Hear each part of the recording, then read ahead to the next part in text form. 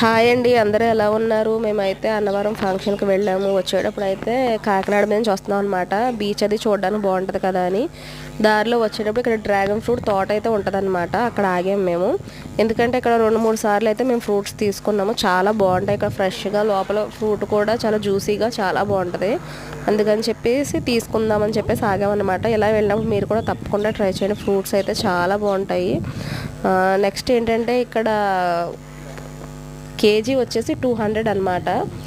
నేనైతే ఇంతకుముందు 150 తీసుకున్నాను కదా కేజీ అని చెప్పేసి అడిగితే, లేదండి ఇప్పుడు రేట్లు పెరిగిపోయాయి అని చెప్పేసి తగ్గించని అంటున్నాడు ఆ కుర్రోడు అయితే.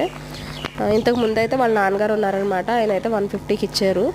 సరే అని చెప్పేసి నేను కూడా ఒక 2 కేజీలు అయితే ఫ్రూట్స్ తీసుకున్నాను. ఫ్రెష్ ఫ్రూట్స్ కదా, చాలా బాగుంటాయి అని చెప్పేసి.